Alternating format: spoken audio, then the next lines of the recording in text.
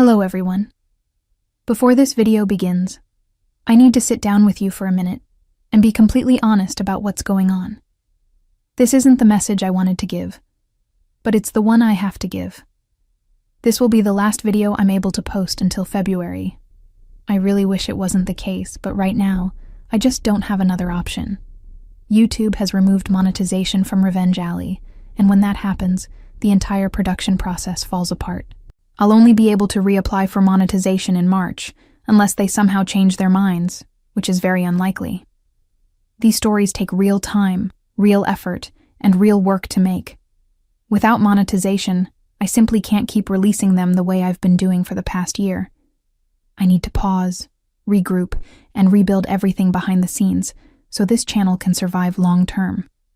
And I want to be very straightforward with you. I'm sad. I'm frustrated. And honestly, it feels incredibly unfair. I've followed every guideline. I've created only original stories. I've always been careful with every detail, because I respect this platform, and I respect every single person who chooses to watch these videos. Meanwhile, I see channels every day posting recycled clips, inappropriate content, low-effort mass-produced material, and they stay monetized without a problem. Watching this channel, built honestly, built from scratch, get hit like this, it hits hard. It really does. It feels like doing things the right way ended up counting against me. So as much as it pains me to step back for a while, I need this pause. I need time to reorganize the workflow, adjust the structure, and make sure that when Revenge Alley comes back, it comes back stronger, cleaner, and sustainable for the long run. I'm not disappearing. I'm not giving up. The plan is to return in February and continue building this project the way I always intended. Now, if you're wondering how you can support the channel during this break, it's actually very simple. Just stay subscribed and turn notifications on.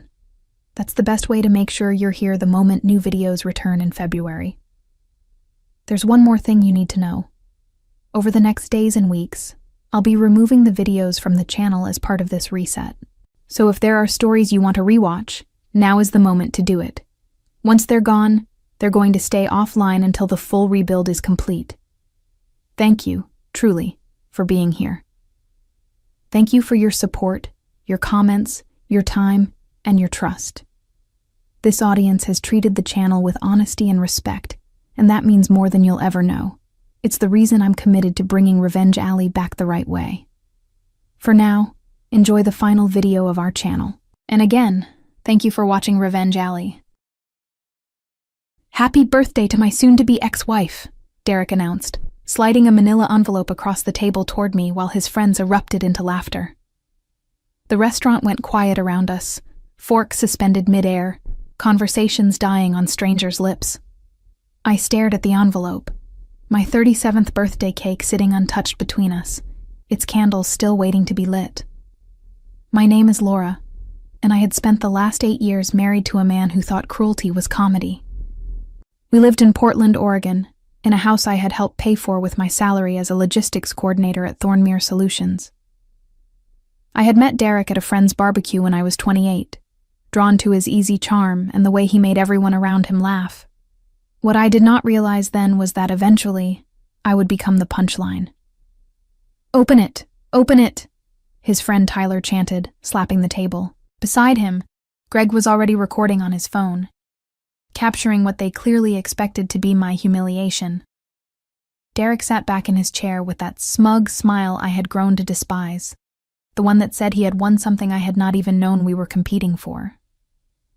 I picked up the envelope with steady hands, a calmness settling over me that surprised even myself.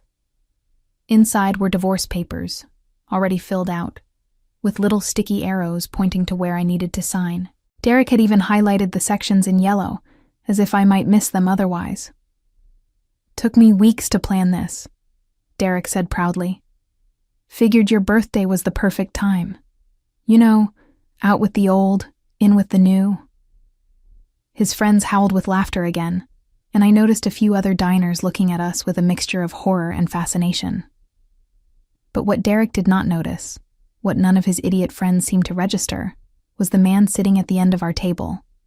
Julian had been quiet all evening, nursing a glass of wine and watching the scene unfold, with an expression I could not quite read. He was Derek's cousin on his mother's side, visiting from Seattle where he worked as an architect. Tall, dark-haired, with the kind of quiet intelligence that made you want to lean in when he spoke. Everything Derek pretended to be, Julian actually was. As the laughter continued around me, Julian leaned close, his voice barely above a whisper. "Sign them," he said. "Sign them, and then I can finally have my chance with you." I turned to look at him, really look at him, and something in his eyes made my heart skip. This was not a joke. This was not another cruel punchline. This was an offer, a lifeline thrown to a drowning woman. The truth was, I had been drowning for years. I just had not admitted it to myself until that moment, sitting in that restaurant with divorce papers in my hands and a room full of people waiting to watch me fall apart. Derek and I had started out like any other couple. There were flowers and romantic dinners and whispered promises about the future. He was charming when he wanted to be, the kind of man who could light up a room with his presence. But somewhere along the way, his charm curdled into something darker. The jokes at my expense started small, little comments about my cooking or my weight that he would brush off as teasing. But they grew sharper over time, more pointed, until I found myself dreading social gatherings because I never knew when I would become the target. I had given up so much for this marriage. My friends had slowly drifted away, tired of being caught in the crossfire of Derek's cutting remarks. My relationship with my own family had become strained because Derek always found a reason to skip holiday gatherings or complained endlessly when we did attend. I had stopped pursuing the promotion at work because Derek insisted my job was just a backup plan and that I should focus more on keeping the house in order. The worst part was how long it took me to see it. When you are in the middle of it, when the manipulation is gradual and wrapped in just enough affection to keep you hooked, you do not realize you are being dismantled piece by piece. I had convinced myself that every married couple had their problems, that Derek's behavior was just his way of coping with stress, that things would get better if I just tried harder, loved more, gave more of myself. But things never got better. They only got worse. I had started noticing Julian about 2 years ago, at a family reunion Derek had reluctantly attended. While Derek spent the afternoon complaining about the food and making snide comments about his relatives, Julian had sat with me on the porch and actually listened when I talked. He asked questions about my job, my interests, my dreams. He looked at me like I was a person worth knowing, not a prop in someone else's comedy routine. After that reunion, I found myself thinking about Julian more often than I should have. Not in any inappropriate way, I told myself. I was married, after all. But there was something about the way he treated me that highlighted just how poorly Derek did. Julian remembered details from our conversations months later. He sent me articles about topics I had mentioned in passing. When we were at family gatherings, he always made sure I had a drink and someone to talk to. I had told myself it was nothing, that Julian was just a kind person. But sitting in that restaurant with his words echoing in my ears, I wondered if I had been blind to something that had been building all along. Derek was still laughing with his friends, completely unaware that his carefully planned humiliation was about to backfire in spectacular fashion. I looked down at the divorce papers again, at the highlighted signature lines and the sticky arrows pointing to my future. For 8 years, I had bent myself into shapes trying to fit into Derek's version of what a wife should be. I had swallowed my pride, silenced my opinions, and shrunk myself down until I barely recognized the woman I had become. And for what? For a man who thought serving me divorce papers on my birthday in front of his friends was hilarious. "You know what, Derek?" I said, my voice cutting through the laughter. "You are absolutely right. This is the perfect birthday gift." I pulled a pen from my purse, the same pen I used to sign contracts at work, to authorize shipments worth hundreds of thousands of dollars. With deliberate calm, I flipped to the first signature page and signed my name, then the second, then the third. The laughter around the table began to fade, replaced by confused silence. Derek's smug expression flickered, uncertainty creeping in at the edges. "What are you doing?" he asked. "Exactly what you asked me to do," I replied, not looking up as I signed the final page. "I am signing your divorce papers. Happy birthday to me." I slid the papers back across the table to him, feeling lighter than I had in years. The weight that had been pressing down on my chest for so long suddenly lifted, and I could breathe again. Really breathe. "Wait, no, that is not—" Derek sputtered, his face reddening. "You were supposed to cry. You were supposed to beg me to reconsider." "Why would I beg to stay married to someone who treats me like this?" I asked, genuinely curious. "You just handed me my freedom, Derek, on a silver platter, with witnesses." Tyler and Greg exchanged uncomfortable glances. This was clearly not how the evening was supposed to go. Greg had even stopped recording, the phone now hanging limply in his hand. I stood up from the table, gathering my purse and the birthday card my sister had sent that I had not yet had a chance to open. Julian rose with me, his movement so natural it seemed choreographed. "Where do you think you are going?" Derek demanded, finally finding his voice. "Home," I said simply. "To start packing your things." "My things? That is my house. Actually, it is in my name. I bought it before we got married, remember? You never wanted to be added to the deed because you said paperwork was boring." I smiled, and it felt like the first real smile I had worn in years. "Thank you for that, by the way." Julian placed his hand gently on the small of my back as we walked toward the exit. Behind us, I could hear Derek's voice rising in pitch, demanding that someone explain what had just happened, insisting this was not funny anymore. No, it was not funny. But for the first time in 8 years, I was the one walking away laughing. The cool Portland air hit my face as we stepped outside, and I inhaled deeply, filling my lungs with the scent of rain-washed streets and pine trees. Julian walked beside me in comfortable silence, not rushing to fill the space with empty words. "Do you have somewhere to go tonight?" he finally asked as we reached the parking lot. "The house is mine," I reminded him. "Derek can find a hotel, or sleep in his car. I honestly do not care anymore." Julian nodded, a small smile playing at the corners of his mouth. "Would you like some company? Just to make sure he does not cause a scene when he gets back." I studied his face in the glow of the streetlights, searching for any hint of an ulterior motive. But all I found was genuine concern and something else. Something warm that made my stomach flutter. "I would like that," I said. We took separate cars to my house, a modest 2-story Craftsman I had purchased with my savings before Derek ever entered my life. I had always loved this house, with its wide front porch and the maple tree in the backyard that turned brilliant orange every fall. Somehow during my marriage, I had forgotten that it was mine, that I had earned it, paid for it, made it a home before Derek decided to move in and claim it as his own. Inside, Julian helped me gather Derek's things into boxes.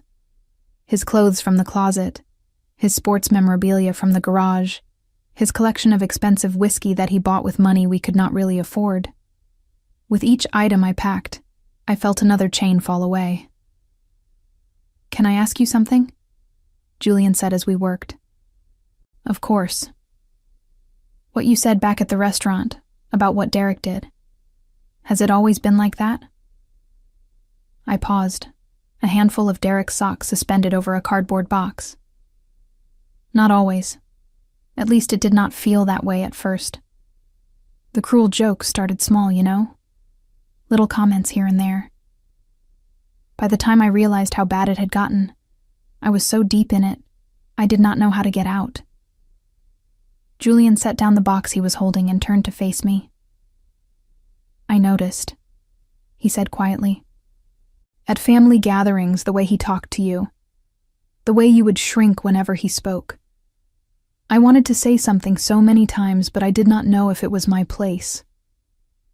"Why did you say what you said tonight?" I asked, the question that had been burning in my mind since the restaurant. "About having your chance?" He met my eyes, unflinching. Because I have been in love with you for 2 years, and watching you suffer in that marriage was torture. I never said anything because you were married, and I respect that. But tonight, when he handed you those papers and expected you to fall apart, I saw my opening. I saw a chance to finally tell you the truth. My heart was pounding so hard I was certain he could hear it. Julian, you do not have to say anything, he continued quickly.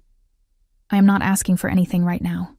I just needed you to know that there is someone who sees you, really sees you, and thinks you deserve so much better than what Derek gave you. Before I could respond, headlights swept across the window. Derek was home. The front door slammed open with enough force to rattle the pictures on the wall. Derek stormed in, his face twisted with rage, Tyler and Greg trailing behind him like loyal dogs. "What the hell is going on here?" Derek shouted, his eyes darting between me, Julian, and the boxes stacked in the living room. "Julian, what are you doing in my house?" "It is not your house," I said calmly. "We already established that at the restaurant. Your things are packed. I suggest you take them and leave." Derek's face went from red to purple. "You cannot just kick me out. We have been married for 8 years. "Exactly," I replied. 8 years of being your punching bag, your joke, your excuse to feel superior. You wanted a divorce, Derek. You got one. Now leave." Tyler stepped forward, puffing out his chest. "Hey, you cannot talk to him like that. Derek is our boy." Julian moved to stand beside me, his presence solid and reassuring. "I think you should listen to her. This is her property, and she has asked you to leave." Derek's eyes narrowed as he looked at his cousin. Really looked at him, standing close to me, protective and calm. I watched the realization dawn on his face, the understanding that something was happening here that he had not anticipated. "Wait a minute," Derek said slowly, his voice dripping with accusation. "Are you two... have you been..." He could not even finish the sentence, choking on his own jealousy. "I have never cheated on you," I said flatly. "Unlike some people." I had found the credit card receipts 6 months ago. Hotels in Vancouver, expensive dinners, jewelry purchases that never made their way to me. I had confronted him, and he had laughed it off, called me paranoid, made me feel crazy for even asking. Derek's face went pale. "That is... I never... Her name is Brittany, right? The receptionist at your gym," I continued, watching him squirm. "Did you think I would not find out eventually? Or did you just think I was too stupid to notice?" The room fell silent. Even Tyler and Greg looked uncomfortable, shuffling their feet and avoiding eye contact. "Here is what is going to happen," I said, my voice steady despite the anger burning in my chest. "You are going to take your boxes and leave. The divorce papers are signed, which means this process can move forward quickly. You will get nothing from me, Derek. Not this house, not my savings, not another moment of my time. Because unlike you, I actually paid attention during our marriage. I know about the money you hid, the debts you racked up in both our names, the lies you told to make yourself look good." Derek opened his mouth to argue, but I cut him off. "And if you try to fight me on any of this, I have documentation. Every cruel text message, every suspicious charge, every time you humiliated me in public. I have been keeping records for 2 years, Derek, just in case I ever got the courage to leave. Turns out, you gave me that courage tonight." I gestured toward the boxes. "Now take your things and get out of my house." For a long moment, nobody moved. Then, slowly, Derek reached for the nearest box. His friends grabbed the others, and without another word, they filed out the door. I stood at the window and watched them load everything into Derek's truck. As he climbed into the driver's seat, he looked back at the house one last time, his expression a mixture of disbelief and defeat. Then he drove away, and I felt something inside me release, like a knot that had been tied for 8 years finally coming undone. The weeks that followed were a whirlwind of lawyers, paperwork, and new beginnings. My attorney was thrilled with the documentation I had compiled, calling it one of the most thorough cases she had ever seen. Derek tried to fight for half the house, half my savings, even half my retirement fund. But with the evidence of his infidelity and financial misconduct, he did not have a leg to stand on. Julian stayed in Portland longer than he had originally planned. At first, he said it was to make sure I was okay, to help with the transition. But as the days turned into weeks, it became clear that neither of us wanted him to leave. We took things slowly, both of us aware of the complicated circumstances. There were dinners that lasted for hours, long walks through the neighborhood, late-night conversations about everything and nothing. Julian was patient in a way Derek never had been, attentive in ways I had forgotten a person could be. "I do not want to rush you," he told me one evening as we sat on my front porch, watching the sunset paint the sky in shades of pink and gold. "You have been through so much. I am not going anywhere." "I know," I said, reaching for his hand. "That is exactly why I trust you." The divorce was finalized 3 months after that birthday dinner. I got to keep the house, my retirement, and most of our joint savings. Derek was ordered to pay back the debts he had secretly accumulated, which meant he would be digging himself out of a financial hole for years to come. But the real vindication came a few weeks later, at a family gathering I almost did not attend. Julian's mother was celebrating her 60th birthday, and the entire extended family would be there, including Derek. I hesitated when Julian first mentioned it, unsure if I was ready to face my ex-husband in a social setting. "You do not have to come if you are not comfortable," Julian said. "I understand completely." But something in me wanted to go, not out of pettiness or a desire for revenge, but because I refused to let Derek's existence dictate my choices anymore. I had spent 8 years arranging my life around his moods and preferences. That was over now. "I will be there," I told Julian, "and I want to walk in holding your hand."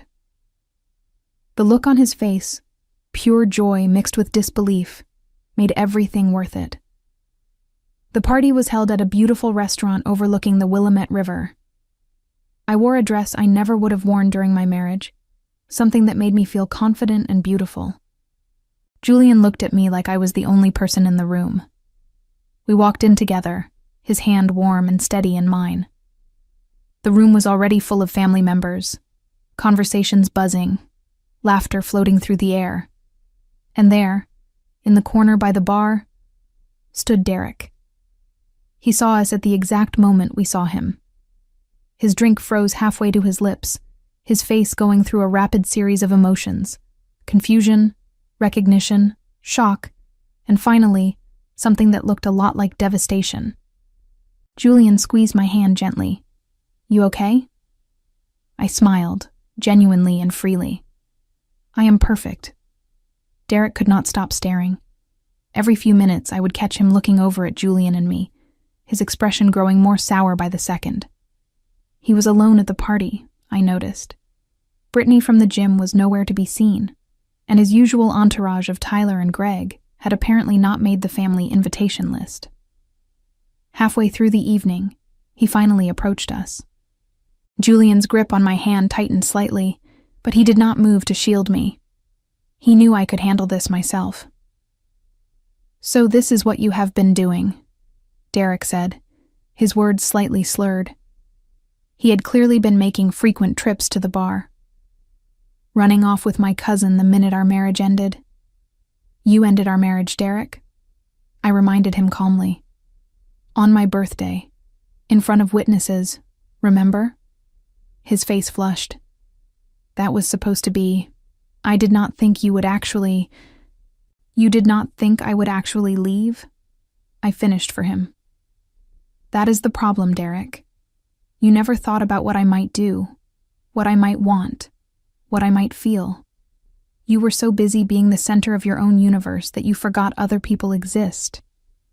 Several family members had noticed the exchange and were watching with undisguised interest. Derek shifted uncomfortably under their gazes. "You know what the funny thing is?" I continued, keeping my voice pleasant. "You handed me those divorce papers thinking you were humiliating me. But you actually gave me the best gift anyone ever has. You gave me a way out, Derek, and I took it." Julian stepped forward then, his voice quiet but firm. "I think you should walk away now, cousin. You have caused enough damage." For a moment I thought Derek might argue. But looking around at the family members watching, at the cousins and aunts and uncles who had heard the story of what he did at my birthday dinner, he seemed to deflate. Without another word, he turned and walked away. In the months that followed, I heard through the family grapevine that Derek's life had taken a significant downturn. Brittany had left him after discovering he was broke, the debts from the divorce settlement draining whatever savings he had. He lost his job at the sales firm after showing up drunk one too many times, and last I heard, he was living in a studio apartment across town, estranged from most of his family who had finally seen him for who he really was. Meanwhile, Julian and I built something beautiful together. He transferred his architecture work to Portland, and we spent our evenings renovating my little craftsman house, making it ours. He planted a garden in the backyard, and I learned that I actually loved cooking when someone appreciated the effort. We adopted a rescue dog named Maple, who slept at the foot of our bed and barked at squirrels. On the 1-year anniversary of that disastrous birthday dinner, Julian took me back to the same restaurant.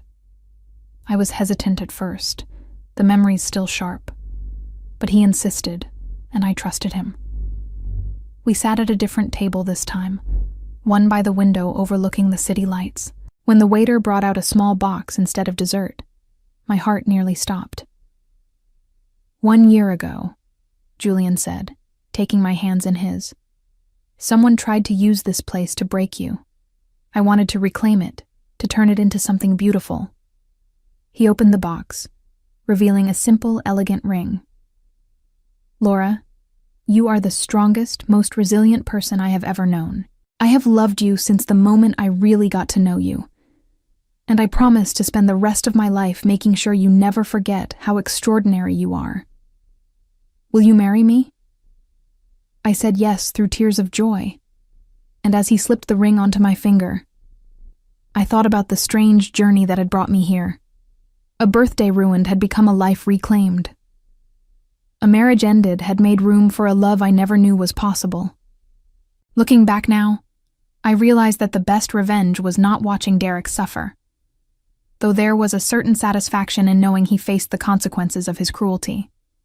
No, the best revenge was simply living well, building a life filled with genuine love and respect, and finally understanding my own worth. Derek had thought he was delivering a devastating blow that night at the restaurant. Instead, he had unknowingly handed me the key to my freedom, and I had used it to unlock a future more beautiful than anything I could have imagined.